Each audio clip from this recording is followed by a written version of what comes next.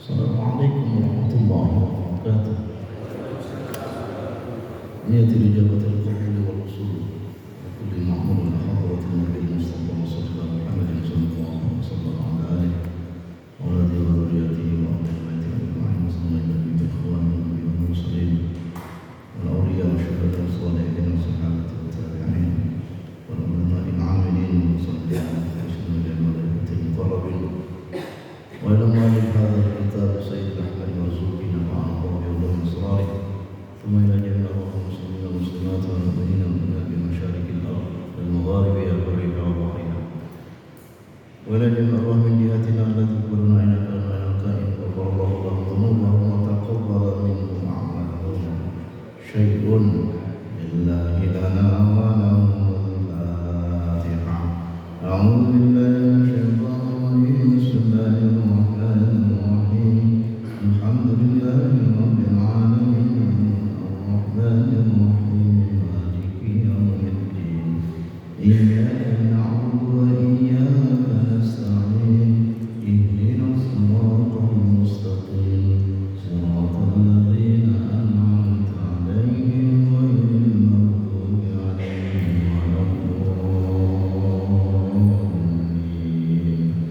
رب اغفر لي ولوالدي وللمؤمنين آمين. بسم الله الرحمن الرحيم. قال المؤلف رحمه الله ونفعنا بحكمه وأسراره. قل رب اشرح لي صدري ويسر لي أمري واحلل عقدة من لساني يفقهوا قولي وأفوض أمري إلى الله. Hadirin jamaah salat subuh Masjid Ar-Royan Cimon rahimani wa rahmatullah. Alhamdulillah, hari ini di awal bulan Juni 2025 bertepatan dengan tanggal 4 Zulhijjah 1446 Hijriah. Beberapa hari menuju hari raya Tawukuf di Arafah. Kita bersyukur di pagi hari ini Allah masih terus dan senantiasa memberikan kepada kita kesehatan, kesempatan, dan bisa menjalankan aktivitas termasuk sholat subuh berjamaah di masjid yang kita cintai ini, insya Allah dalam kondisi sehat walafiat. Bahasan terakhir kita itu tentang al-ilmu, ya, masih seputar sifat-sifat ma'ani al-ilmu. Sekarang kita akan masuk al-sam'u wal basar. Sifatani yazidu bil inkishafi bihima alal inkishafi bil ilmi. Qala ta'ala wa huwa as-sami'ul basir. Qala Allah ta'ala wa kallama Allah Musa taklima al-kalam ay wa huwa as-sami'ul basir. Sifat sama dan basar. Oh, ini coba.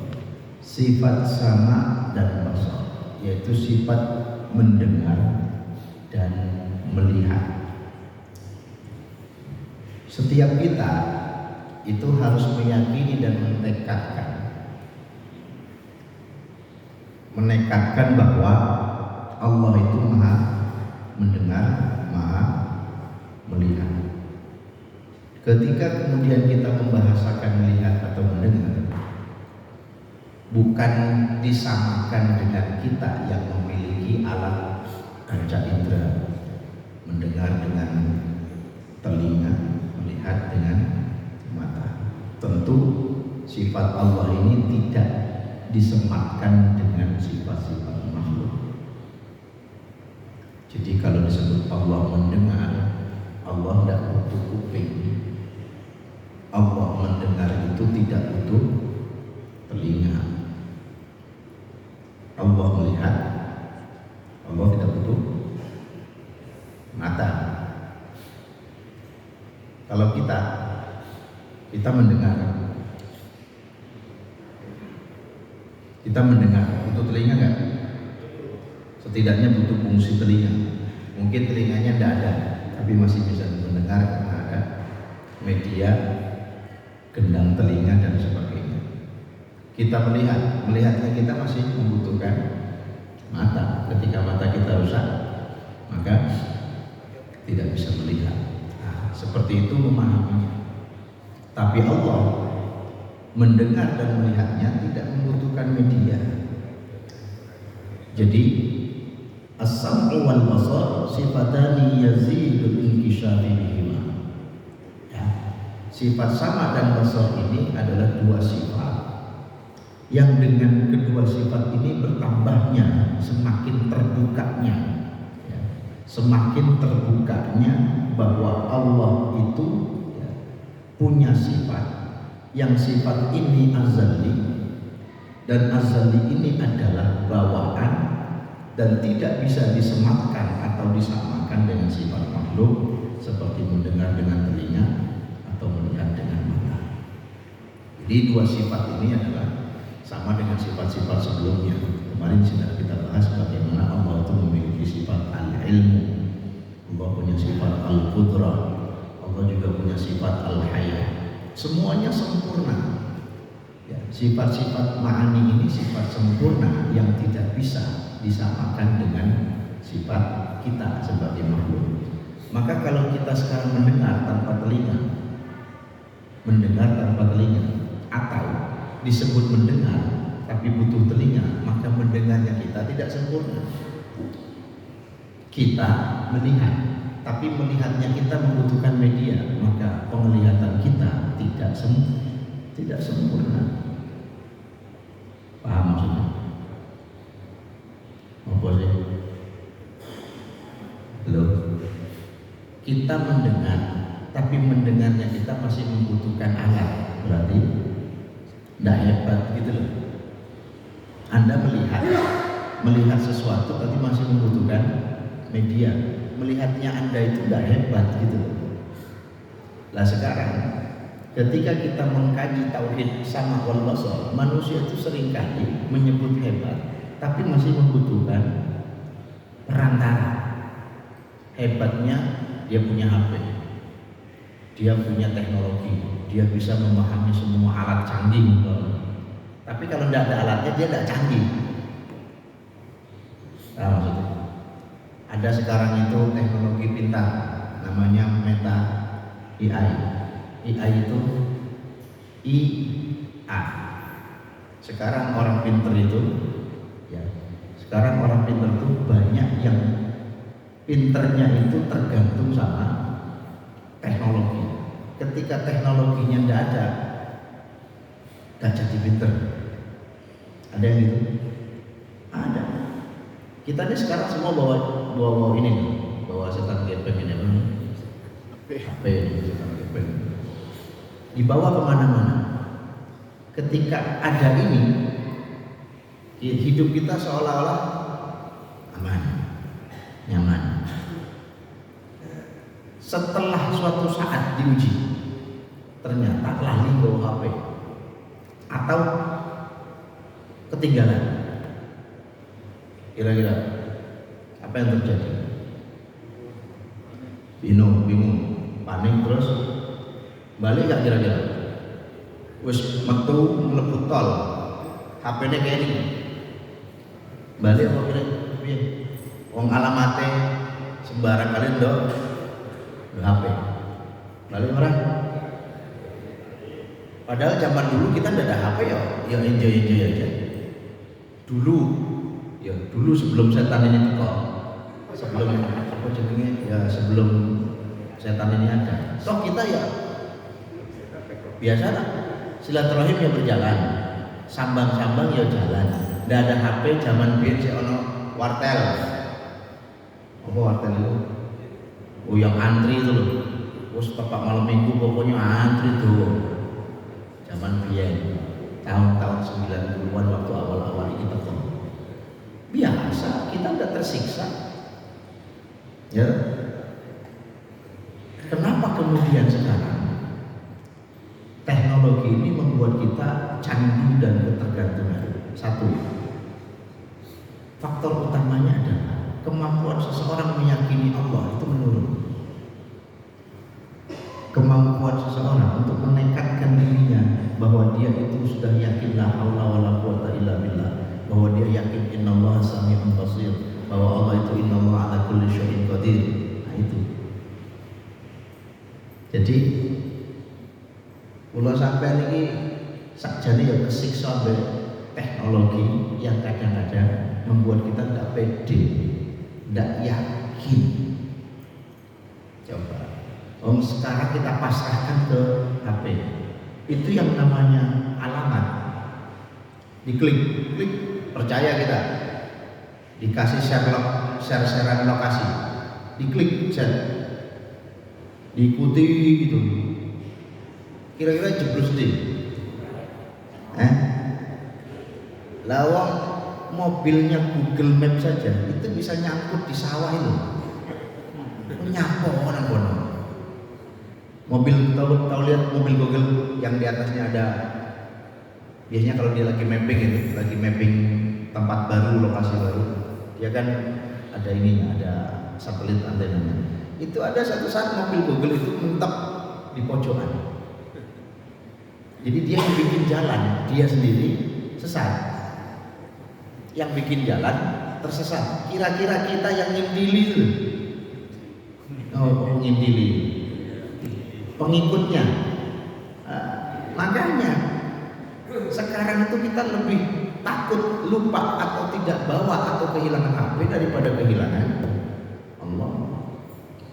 Tidak yakin betul sama Allah. Nah ini tauhid yang kemudian rusak. Jadi indikator zaman seperti ini, orang akan sangat tergantung pada media dan alat.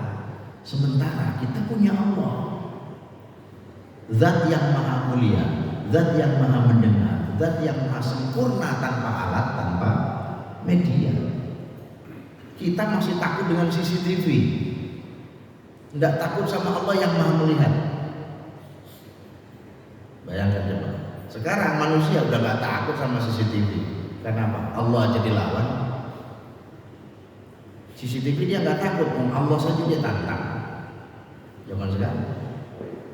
Jadi menekatkan sifat Allah dalam konteks Sami wal Basar, kita harus yakin bahwa apapun yang kita katakan, yang kita ucapkan, Allah itu As-Sami'. Allah itu maha mendengar. Dan mendengarnya Allah inkisyafu ya biyazidil inkisyafi ma. Jadi terbuka segala sesuatunya. Tidak ada yang tersembunyi bagi Allah. Wallahu ya'lamu ma fi sudur. Walaupun suara hati kita itu terdengar sama Allah. Yang hari ini sudah bersyukur, yang hari ini mungkin agak-agak sedikit mengeluh, yang hari ini mungkin sambat, yang hari ini hatinya mungkin terasa berat, yang hari ini lagi resah, gelisah. Itu Allah tahu semua. Yang hari ini hatinya sedang on, yang hatinya off, semua Allah tahu. Yang yakin, yang syak, Allah tahu. Isi hati kita itu Allah tahu.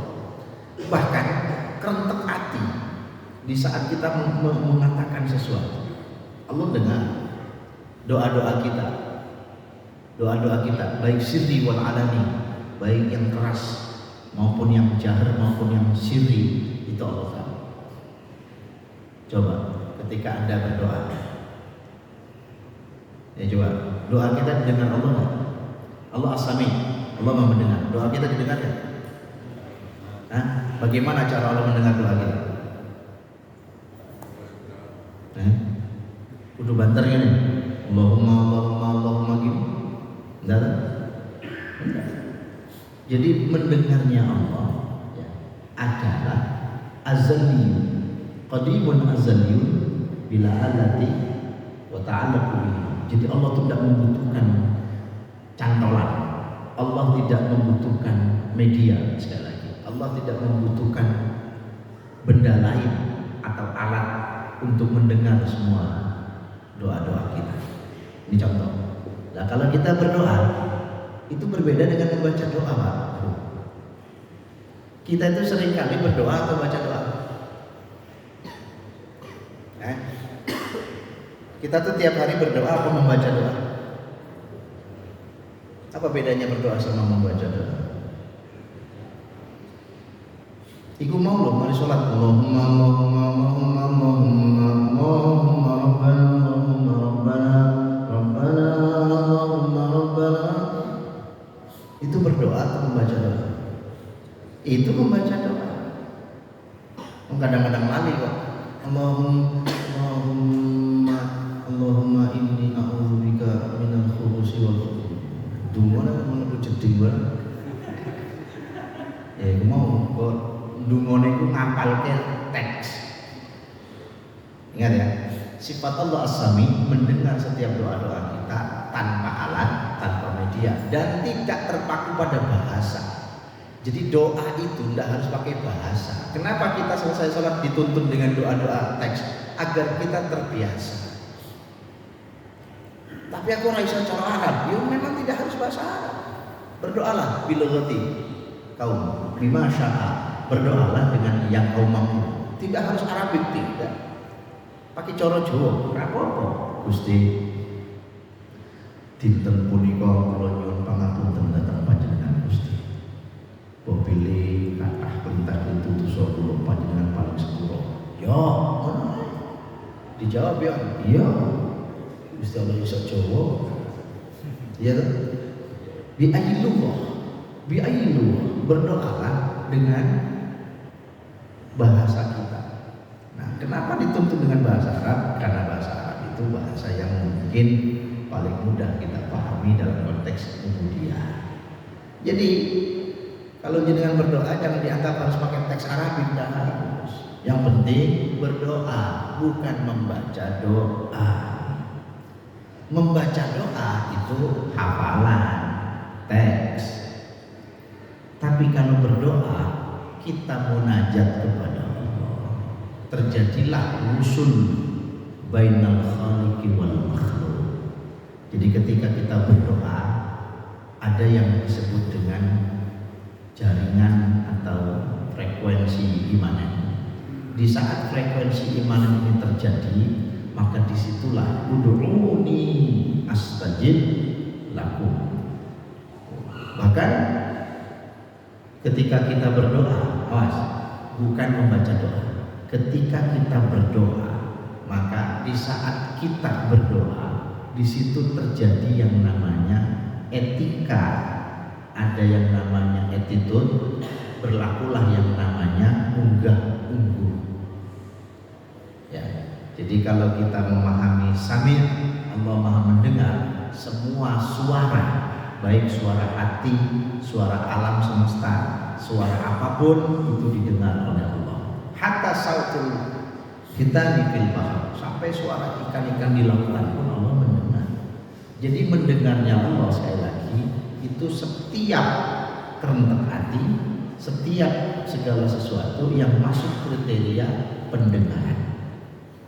Jadi pendengaran dengan mendengar. Banyak orang punya telinga, telinganya ada, kupingnya ada, tapi orang Islam oke, ada yang begitu. Ada orang nggak punya kuping tapi bisa mendengar. Ada orang tidak punya mata tapi bisa melihat. Sing akeh itu duwe mripat tapi gak iso delok. Ayo coba jalan masuk ke jalan itu, terus ada lampu merah. Lampu merah itu artinya apa? Berhenti toh? Kenapa bablas? Karena rabun, buta warna. Banyak yang buta warna. Itu buta warna apa sengaja? Ini saja nih mudeng muka semua. Merah kudu apa? Berarti toh nyapa bablas. Gue nek wong Surabaya pancene picet ngono bener. Besok dulu tapi wong merah yo leren. Iki bablas. Dilarang P coret. Dilarang parkir. Ndok ngarepane pelan lerene, gak main-main. Coba lihat di Gunung Sari itu, kalau di pasar ikan itu dilarang stop. Stopnya lo di depan pelan. Halo, apa maksudnya? Jadi ada orang mendengar, ada orang punya telinga tapi tak mendengar. Ini istilah lagu-lagu yang lagu Sobogi. Punya mata tapi tak melihat, punya telinga tapi tak mendengar. Nah, ngono kuwi maksudnya wong dablek-dablek kuwi. Jadi kita diminta oleh Allah memahami sifat dua ini adalah agar kita paham bahwa Allah itu mendengar dan melihat tidak sama seperti kita, namun kita diberikan kemampuan punya sifat turunan mendengar dan melihat. Pakai itu, Allah itu mendengar, kau pun mendengar. Nah, ketika kau punya pendengaran, kau punya sifat turunan, punya sifat resapan, bahwa ketika kau mendengar, kau percaya bahwa kau bisa mendengar itu. Bayangkan, Allah itu lebih dari pendengaranmu. Kau bisa melihat Allah itu jauh lebih sempurna dari penglihatanmu. Jadi meyakini sifat dua ini adalah menjadikan kita memiliki kemampuan imannya untuk selalu mendengar segala sesuatu dan melihat segala sesuatu, lalu semuanya kita kembalikan kepada Allah yang Maha Mendengar dan Maha Melihat. Nah, ini kita itu kalau istilah mendengar itu ya semuanya di rumah semua didengarkan. Terus mana yang harus kita ambil, disaring yang baik, yang buruk tidak usah, yang tidak penting untuk didengar ya jangan didengar, dipilih. Kalau kita kan didengarin semua, terus udah didengarin semua, diomong kabeh, dilihat semua, setelah dilihat diomong kabeh. Padahal cukup seseorang itu sebagai pembohong jika dia mengucapkan segala sesuatu apa yang dia dengar, apa yang dia lihat. Nah, disinilah dua sifat ini berfungsi sebagai iman dan tauhid kita, bahwa kita meyakini Allah itu mendengar dan melihat untuk membuka bahwa Allah punya sifat sempurna dengan penglihatannya, sifat sempurna dengan pendengarannya, yang itu azali, sempurna, tidak pernah ada kurangnya dan tidak sama dengan sifat kita sebagai makhluk. Ya, itu yang namanya Sami' wal Basir. Kalau dalilnya banyak, Quran sudah menyebut innallaha sami'un basir, banyak innallaha sami'un alim, innallaha basirun bima ta'malun, banyak ayat Quran itu yang menyebut dua sifat ini banyak.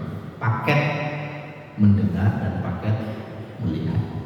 Dalam konteks sifat ma'ani ini, kita meyakini bahwa Allah melihat dan mendengar, bukan dan tidak sama seperti kita. Baik, sebelum saya lanjut ke kalam, any question? Aman? Aman. Paham orang? Bagus. Awas. Jelas no? Yumpu ya. Dan sifat terakhir dari ma'ani adalah wal kalamu huwa sifatun azaliyatun qaimatun bidzatihi. Ya. Sifat yang terakhir dari sifat ma'ani adalah al-kalam. Apa itu kalam? Berbicara. Tapi berbicaranya Allah sifatun azaliyatun qaimatun bidzatihi ta'ala. Sifat kalam Allah adalah sifat yang azali. Azali itu berarti ada sebelum semua ada. Awas. Azali itu berarti keberadaannya sebelum yang masuk definisi ada. Ini sudah saya bahas sebelumnya ya. Jadi kalau pertanyaannya apa, di mana, sedang apa, bagaimana, ini bukan pertanyaan untuk Allah.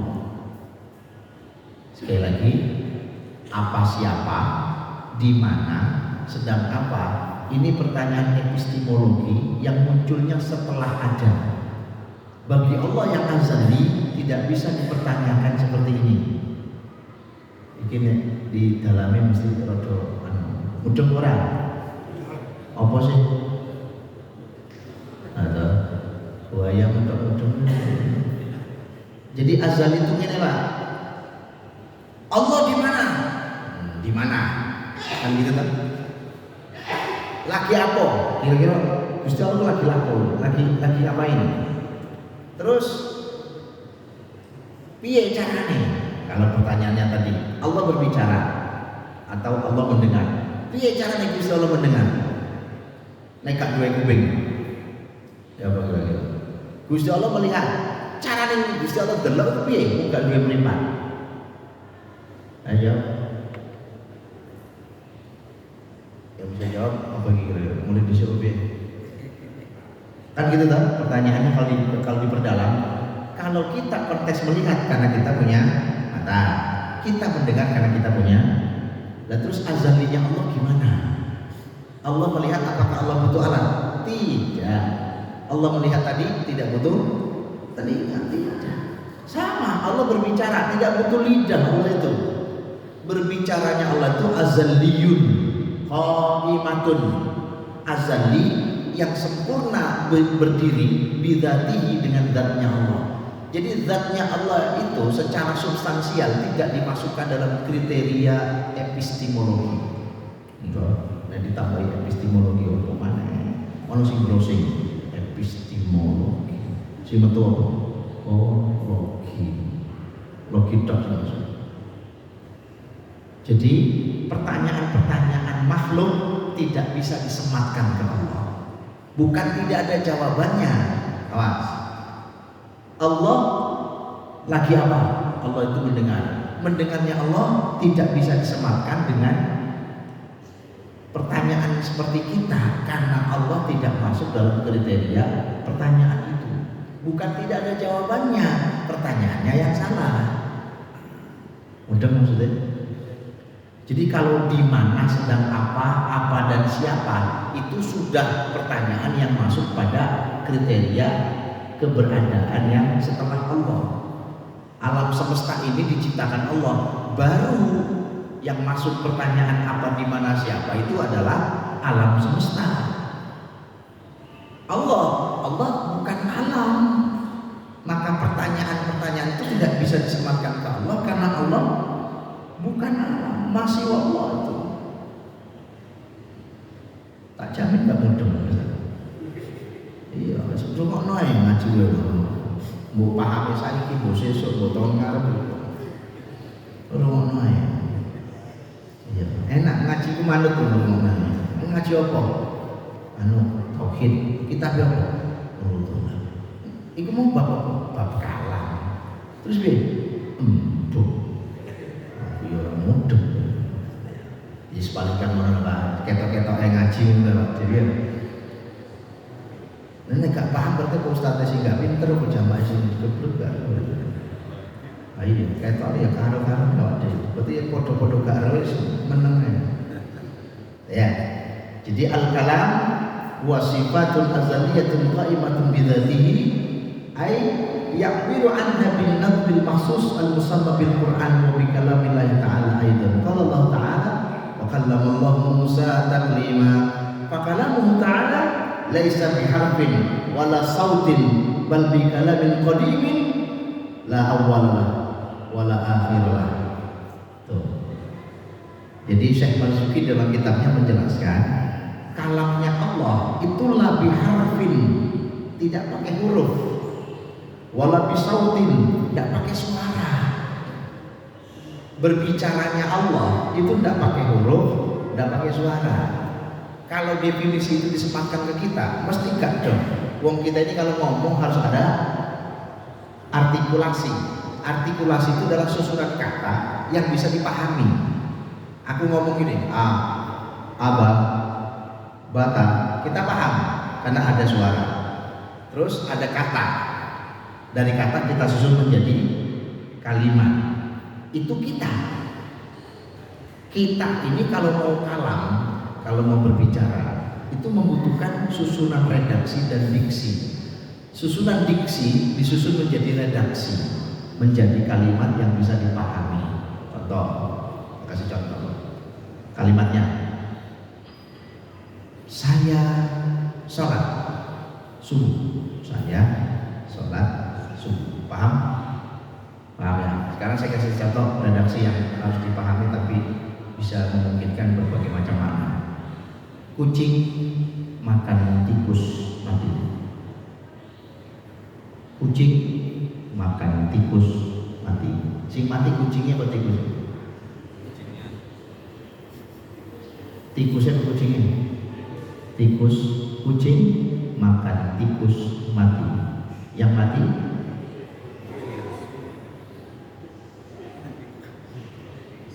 ini mudeng juga semua. Kucing makan tikus mati. Si mati remok nih bisa gas. Kucing makan tikus mati. Kucing makan tikus mati. Beda iya cok tekos nekat. Beda nanti kebih. Berarti yang kedua apa nih? Kucing makan tikus. Si mati siapa? Enggak. Tikus sama kucing. Tak kira itu gue tak kena dia nih. Iya. Kan kalimatnya sama. Saya cuma kasih jeda saja. Sekarang saya kasih satu lagi. Kucing makan, tikus mati. Sing mati siapa? Kucing makan, tikus. Oke. Sekarang hubungkan. Kucing makan tikus mati. Kucing makan tikus mati. Kucing makan tikus mati. Tafsirkan. Paham maksudnya? Nah, koyo ngono lho, kata-kata itu begitu. Kita menyusun 4 kosakata kucing makan tikus mati aja itu tafsirnya bisa sampai 3 dan 4 tafsir. Makanya hati-hati berkalam itu. Kalau Anda mau berbicara, pahami dulu. Ojo gantang ngene, apa mana diteruskan. Berkali-kali lagi di pojoknya diteruskan berkali-kali. Tidak di-sharing dulu, tidak dianukan dulu, tidak. Zaman saya ini senengannya share-shareannya. So, kita mungkin tidak pati senang ngomong, tapi jempolmu itu. Jadi ngomongnya lewat jempol saya gitu. Sebab hoax berita. Ya, sehingga kalam Allah itu tidak butuh kata, tidak butuh huruf, tidak butuh suara. Allah dan tak terima itu. Ya sepurane jeng. Ya. Kucing lo bisa lorati model itu. Kan mau menang-menang melo ngaji di rumah terus dirasani. Salah itu, tapi yo jalur sepuro jeng. Semojo ya aku kayak contoh kok semojo. Kaya agak aru aku diriku nang dhuwur ngono jeng. Ya, bahas kucing ini. Ya, jadi kalam Allah itu seperti kalimat wa kallamallahu Musa taklima. Allah berkata-kata dengan Nabi Musa taklima. Nah, kalimat ini sering kita dengar di dalam Al-Quran. Pertanyaannya, apakah Nabi Musa yang memiliki sifat kalimullah, memiliki gelar kalimullah, Rasul yang berdiskus dengan Allah? Gimana Nabi Musa bisa berdiskusi dengan Allah? Mungkin kan? Lihat redaksinya. Redaksinya wa kallamallahu Musa taklima. Allah berkata-kata dengan Nabi Musa takliman, dengan sungguh-sungguh perkataan. Ini kalau dalam bahasa anak pondok namanya masdarnya masdar mutlak, karena diambil masdarnya dari fiilnya. Jadi kallama yukallimu takliman. Nah, itu bentuk masdarnya dari kata kallama. Ya, sulasi masjid bab kedua, bab pertama. Sulasi masjid warna pertama bab kedua. Kallama yukallimu takliman. Ya, Pak mutakallim. Nanti isi fa'ilnya mutakallim. Maka ketika Nabi Musa berdiskusi dengan Allah, kira-kira pakai bahasa apa itu? Masih ingat kisah perjalanan spiritual Nabi Musa ke Gunung untuk mendapatkan perintah Taurat itu? Beliau kan harus meninggalkan 40 malam untuk menuju ke Gurunti mendapatkan Taurat. Itu kan ada diskus sampai Nabi Musa kemudian pingsan. Kemudian setelah itu beliau menghadap Allah dalam konteks Allah berbentuk cahaya, tapi bukan Allah, lebih kepada cahaya yang menyilaukan. Kemudian fasa'iqa, Nabi Musa tersungkur pingsan, tidak kuat menghadapi cahaya itu. Baru setelah beliau siuman, beliau meminta ampun kepada Allah. Karena apa? Awalnya Nabi Musa menuntut Allah kelihatan atau memperlihatkan dirinya di hadapan Nabi Musa. Dikabul. Tapi ketika Nabi Musa menghadap Allah, ya, Nabi Musa berdiskus. Ada istilah diskus itu obrolan. Itu kira-kira pakai bahasa apa? Betulkah terjadi diskus antara Nabi Musa dengan Allah? Coba dipikir-pikir. Mungkinkah, kalau pertanyaannya mungkin, Nabi Musa berkata-kata dengan Allah dengan kalimat dan bahasa Nabi Musa, itu apakah pakai bahasa Nabi Musa ataukah pakai bahasa iman? Bahasa iman itu berarti bahasa yang imanen, yang hanya dipahami oleh beliaunya, atau pakai bahasa Allah? Terus bahasa Allah itu bahasa apa? Kamu dengar? Oke, kita kasih ilustrasi. Ini anggap Al-Quran, Pak. Ini Al-Quran. Al-Quran ini pakai bahasa apa? Bahasa Arab. Oke. Sekarang ingat-ingat peristiwa nuzulul Quran. Ketika Allah menurunkan Al-Quran bil mutawatir ila Rasulullah SAW, lewat siapa? Jibril. Ketika Jibril menerima perintah pertama kali kalam, ya Jibril sampaikan ke Muhammad. Itu pakai bahasa Allah kan? Ya. Sekarang Jibril paham gak bahasa Allah? Paham, karena Jibril satu-satunya malaikat yang diberi piranti oleh Allah untuk memahami wahyu. Paham? Hanya Jibril yang memahami wahyu. Diterima oleh Jibril. Sendikon dawuh Gusti, sampaikan ke Muhammad. Turun Jibril ke Gua Hira, pertama kali menyampaikan Iqra. Lalu di saat Jibril kemudian bertemu Rasulullah, Jibril menyampaikan kalam Allah. Kalam Allah ini bentuknya masih apa? Kalam Allah ini bentuknya masih apa? Sudahkah seperti ini? Bahasa Arab? Belum. Kalam Allah itu bentuknya masih berbentuk dalam tanda kutip file. Lah filenya itu di Jibril yang bisa mengeluarkan. Disampaikanlah dari Jibril ke Nabi Muhammad. Terjadilah yang namanya proses transliterasi. Apa bahasa kerennya transliterasi itu?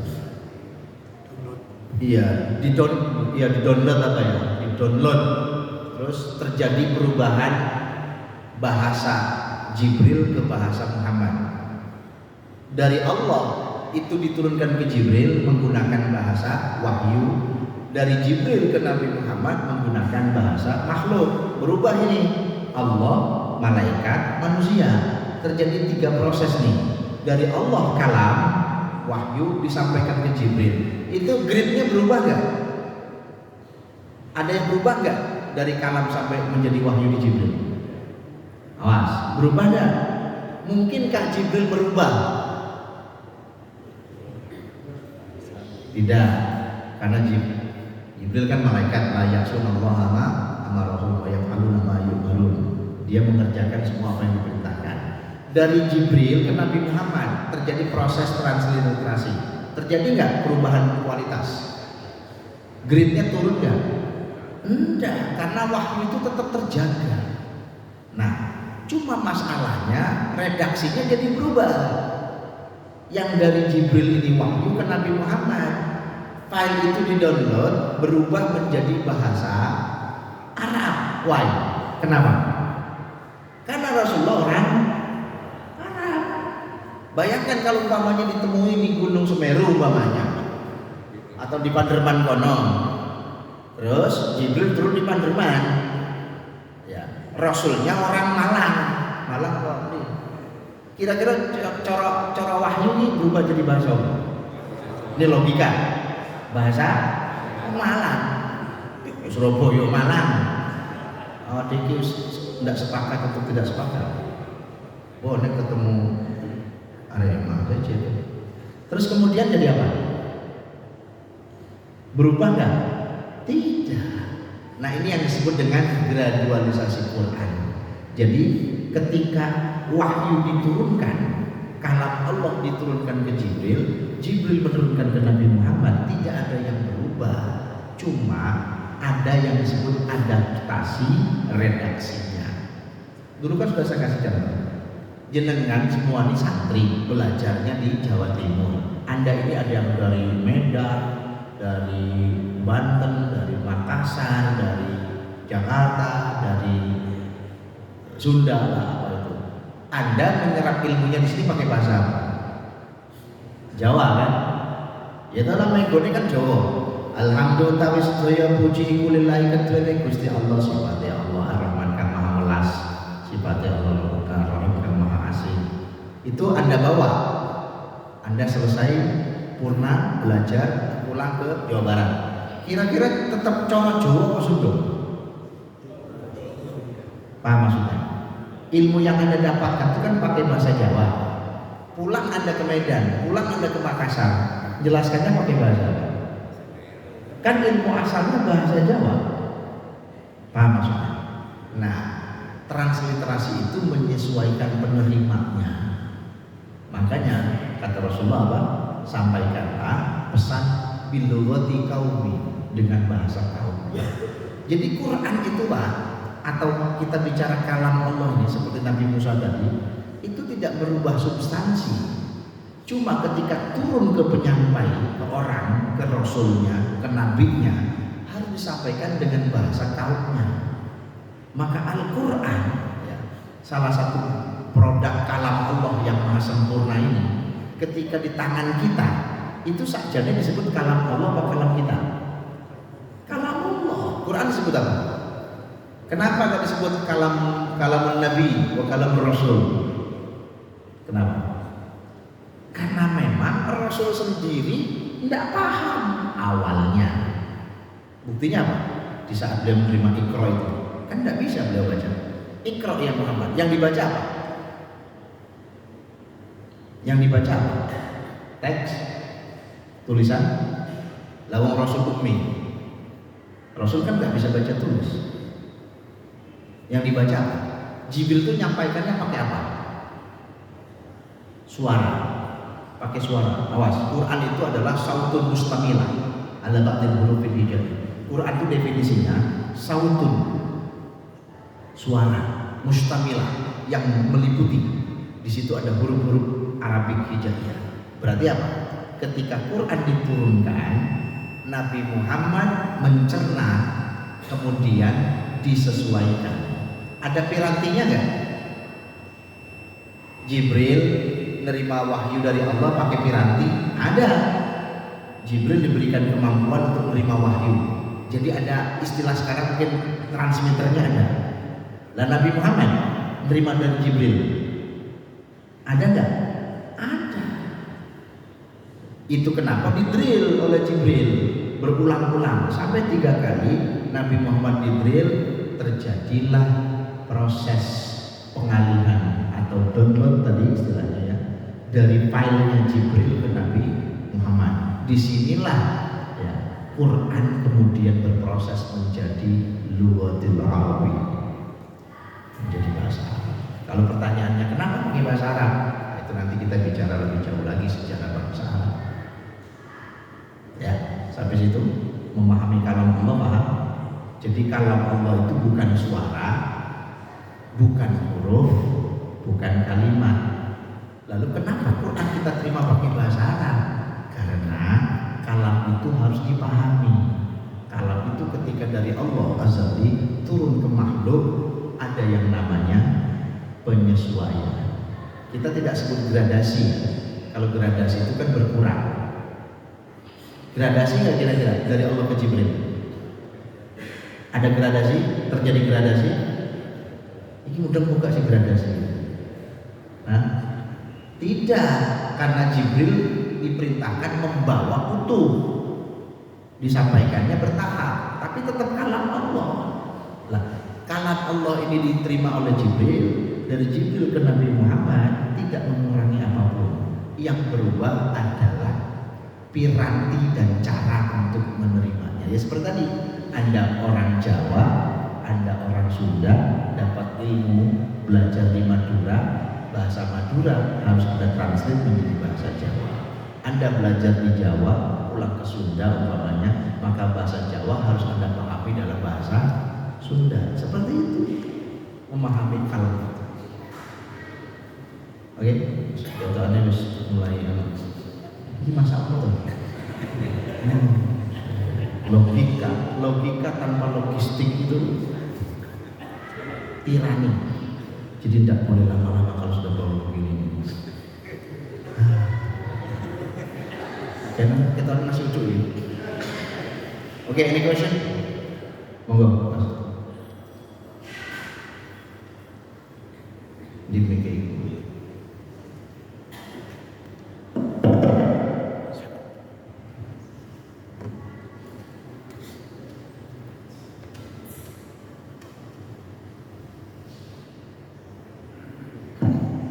Assalamualaikum warahmatullahi wabarakatuh. Mohon izin bertanya Ustaz, sehubungan dengan sifat fahmi yang terakhir ini ya.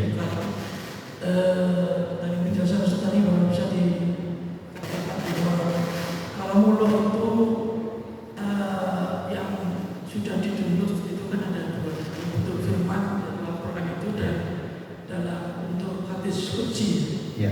Itu al-mulut itu untuk yang tingkat yang paling tinggi. Nah, apakah Allah itu berkata-kata terhadap kita yang awam ini, bagaimana bentuknya dan bagaimana kita memahami? Karena tiap hari kan kita minimum itu 17 kali ya kita minta petunjuk pada Allah dalam bentuk ikhtinas siratal mustaqim. Terima kasih, pertanyaan saya itu aja. Baik, pertama, kalam Allah dengan hadits kursi. Ya, kenapa disebut kursi? Karena disandarkan langsung dari Allah. Cuma redaksinya redaksi Nabi Muhammad. Jadi perbedaannya begini, Pak. Kalau Al-Quran kita baca itu redaksinya langsung, made in Allah, disampaikan ke Jibril sampai ke Nabi Muhammad itu sesuai dengan bahasa Allah, namun mengalami apa tadi? Bukan perubahan, mengalami translate ke bahasa Arab sebagai penerimanya Nabi Muhammad. Kalau hadits qudsi langsung dari Allah, ya, tapi tidak melalui Jibril. Bedanya itu, redaksinya redaksi Nabi Muhammad tidak melewati Jibril karena langsung diilhamkan kepada Nabi Muhammad. Makanya ciri khas hadits qudsi itu kalimatnya biasanya ya yabna Adam, yabna Adam, yabna Adam. Itu umumnya. Jadi kalau kemudian kita membaca Al-Quran atau membaca hadits qudsi, satu secara teknis, kalau Quran berpahala, mudeng orang mudeng, paham orang paham berpahala. Bahasa hadits qudsi itu tidak, karena hadis disebut hadis itu karena sudah menggunakan bahasa manusia. Cuma disadarkan langsung ke Allah karena tidak melewati Jibril. Jadi itu perbedaannya. Nah, kalau kita membaca Al-Quran atau Fatihah atau kita membaca Ihdinas Shiratal Mustaqim, Shiratal Ladzina An'amta 'alaihim ghairil maghdubi 'alaihim waladdallin, itu membaca Al-Quran dan itu kalam dan itu berpahala dan itu tanazzaha anisyai. Jadi kalau Quran beda dengan hadits qudsi karena memang ketika kita baca Al-Quran itu nilainya adalah nilai ubudiyah, artinya nilai ibadah. Jadi pengaruhnya secara psikologis langsung menyentuh iman.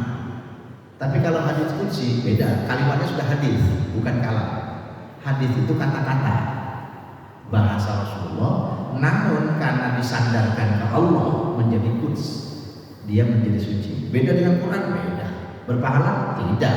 Dalam konteks kalau nggak dipahami ya tidak. Sama seperti yang disampaikan. Jadi memang ada Quran, ada hadis, ya, ada Quran, ada hadis. Hadis qudsi pun di kalangan ulama hadis berbeda pendapat. Ada yang menyetujui bahwa qudsi itu ada yang mengatakan tidak setuju. Maksudnya semua hadis adalah kata-kata Nabi Muhammad. Paham ya? Redaksi hadis semuanya bahasa Nabi Muhammad, tapi substansi isinya adalah wahyu. Makanya baca hadis tidak seperti baca Al-Quran, tidak terikat nahwu shoroh, tidak terikat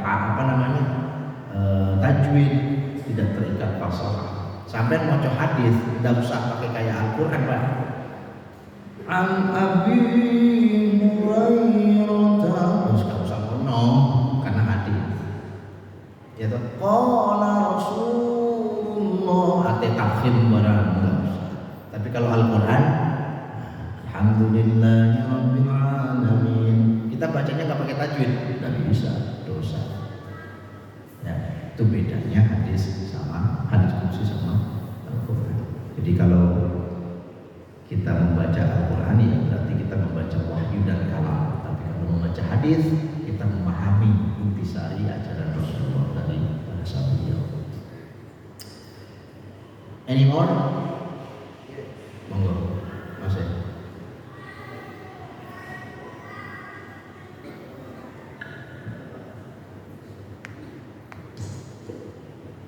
Assalamualaikum warahmatullahi wabarakatuh. Yang ingin kami tanyakan di sini, apakah pasrah kepada Allah lillahi ta'ala itu adalah salah satu juga bentuk kita bisa untuk mengenal Allah? Mungkin itu aja. Terima kasih.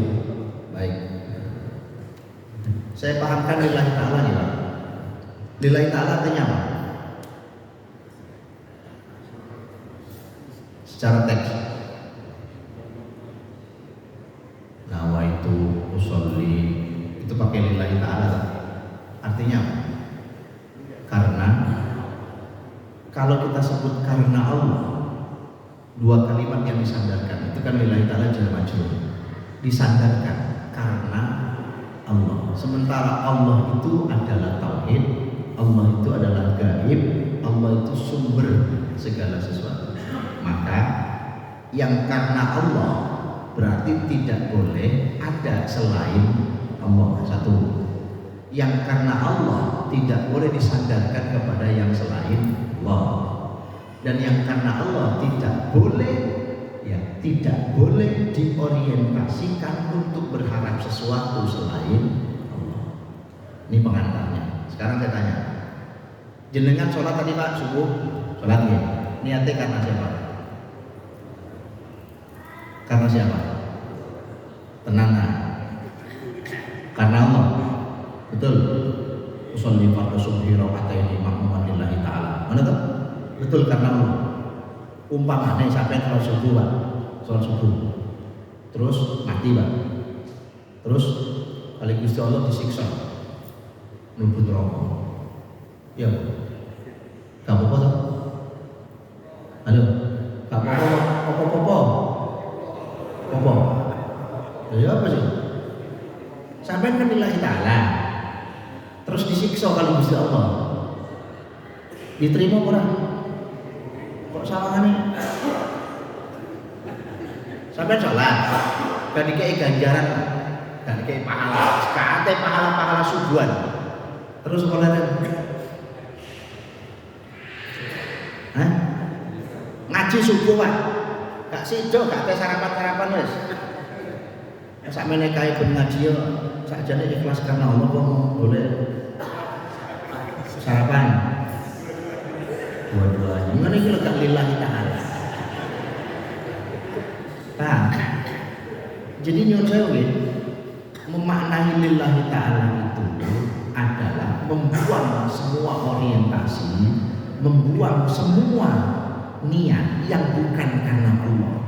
Jadi la ubali alaihi ya Rabb, saya tidak peduli wahai Allah di saat engkau memberikan aku pahala atau siksa, kau berikan aku neraka atau surga, tidak penting.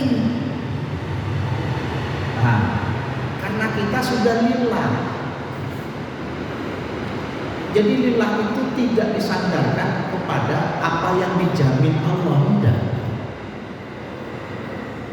Jenengan nyambut gawe Pak, Bu, enggak digaji Pak, Bu. Terus apa leren? Halo? Leren toh? Apa om?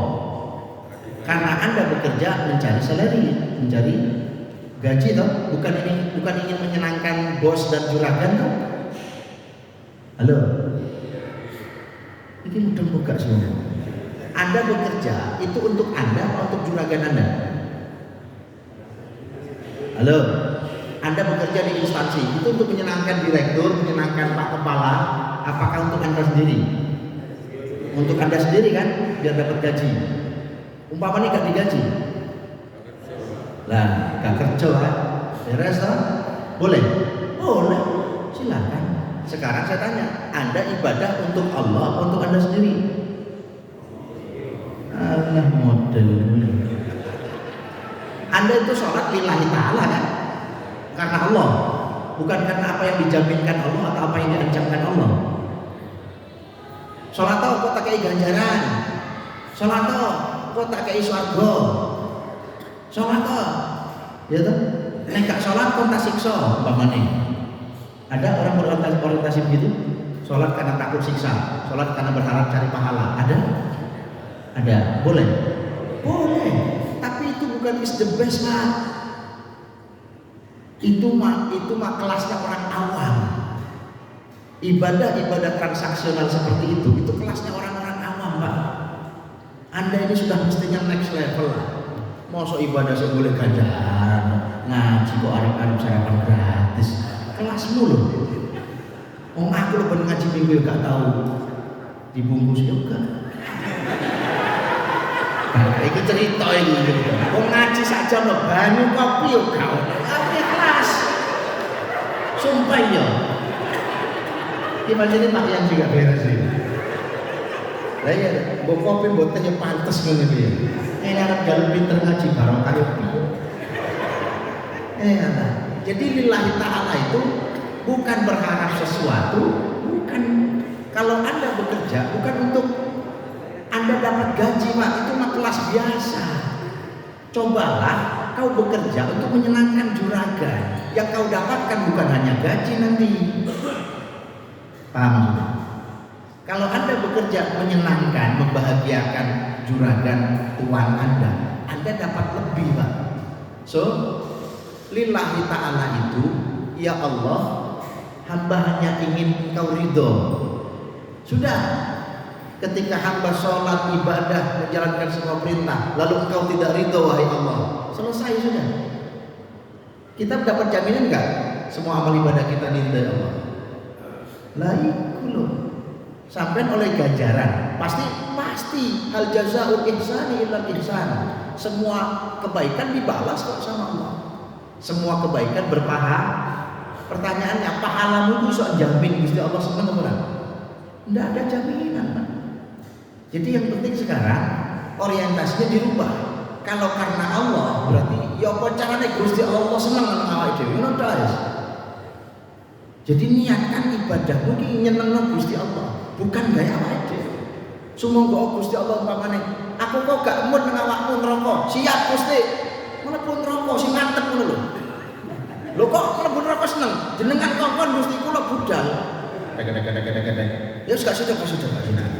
Itu masyhur itu di tafsir Jalalain itu. Orang yang sudah divonis neraka tapi semangat mlebu neraka sebab dikongkon Gusti Allah. Ben Gusti Allah itu. Kon cek semangat di kongkon neraka. Mungkin Gusti jenengan perintah kula nggih semangat. Ngoten mawon. Ya wis kasih dah. Balik ngono lho. Pamane sesuk sampean ngono. Aku kok gak mood nang sampean neraka. Siap Gusti. Budal neraka. Oh, kok diceluk-celuk rek yo. Yo apa iki? Gusti celuken. Ya berarti pancene gak diridhoi ngono ae. Paham maksudnya nggih?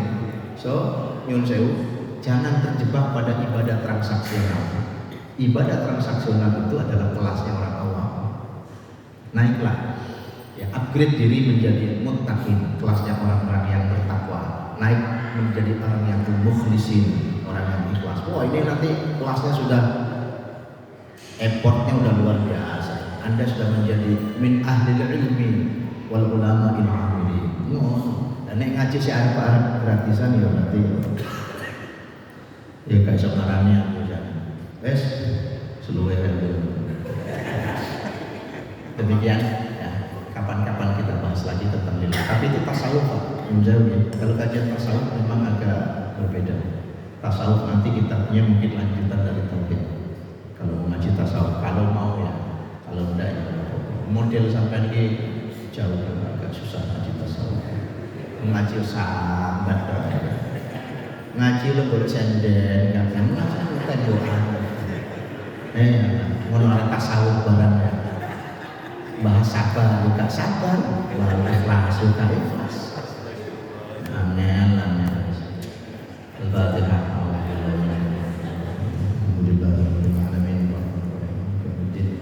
Iyyaka na'budu wa iyyaka nasta'in shiratal mustaqim Allahumma shalli wa sallim wa barik ala nabiyyina Muhammadin walhamdulillahi rabbil alamin.